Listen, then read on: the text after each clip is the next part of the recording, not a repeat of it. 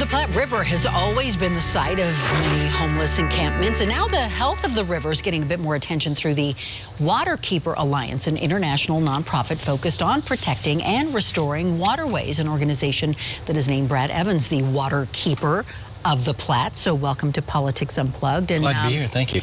Yeah, what is this title and how did you get it? Well, so the South Platte River Waterkeeper, being the waterkeeper, I'm now in charge of... That's a lot of responsibility. It's going to be a lot of responsibility. Waterkeeper Alliance is a global organization, 300 plus groups around the globe that work on water issues, clean drinking water, swimmable and fishable water. So kind of variety of different approaches and takes, but it's a global organization that's now focused on the South Platte River. And so, where does that focus start and where does it end? You know, I don't think there's a beginning and end. I know my area right now kind of starts at Chatfield, where the water comes out there.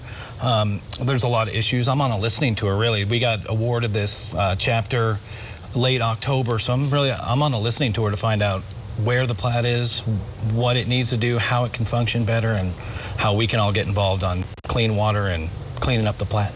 So who are you listening to?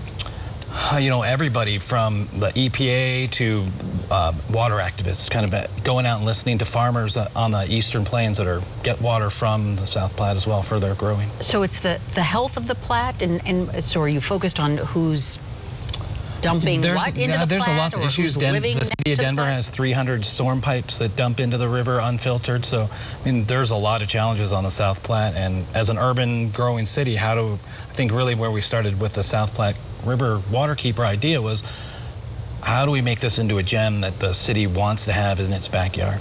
So ultimately, do you want to create some legislation, or what are you trying to accomplish? I think that's part of it, but there's a big awareness piece. I don't think a lot of people understand the state of the South Platte River. A lot of history has been that kind of Denver's turned its back on the river, so maybe the first draft and first kind of swath is getting people interested in talking about what the river can do and should do. So when you say people don't know what the state is, what does that mean? Well, I think the river has lots of problems. There's been lots of progress, but there's still lots of problems to solve. Like what? What do you mean? There's a nutrients problem. There's the stormwater that gets dumped into it unfiltered. All the tributaries have, from Bear Creek, Clear Creek, all these rivers that are kind of flowing into the South Platte unfiltered with their own set of problems. So it's kind of the South Platte is like a collection place for some of the metro problems with water. So I know that you've been involved in a whole lot of other issues in Denver. I'm going to let you describe what that is, because you're let's see. Denver Cruiser Ride. Denver Cruiser Ride, Denver yes. Fugly was started kind of as a way to talk about what was happening with growth, and that's kind of evolved into a conversation about what our city could look like or how it functions. We tried to stop a highway through I-70, trying to get the city and the state to rethink their decision on that.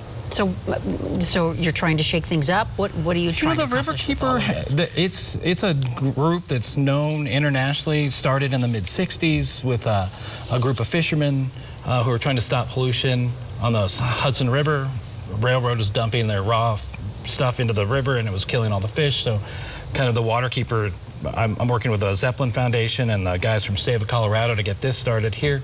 So it's really kind of a way to, shake up's probably not the right word. It's just a new look and a new focus and a kind of readdress how we deal with the Platte River. What about, though, what's happening upriver or downriver? I mean, how do you... Yeah, all those things are, the way that the Waterkeeper Alliance works, you get a kind of a specific territory, because there's 6 other waterkeepers in the state. So, my area is kind of from Chatfield out east, so kind of talking about what the river looks like there. It's got our first focus, and then kind of the tributaries will be a secondary focus. Okay, so now that you're on your listening tour, what happens next? We're gonna. I don't know yet. That's what the listening tour is about. We don't have an agenda specific to what we're gonna do so much as, hey, what is going on, where are we at, where have we been, and that'll help us inform us in the future. Okay. Brad Evans, thank you so much. You bet. Thank you. The Waterkeeper. We'll see what's happening South Platte River with the South Platte River. Okay. Yep, thank you so much. Thanks for having me. Back in a moment.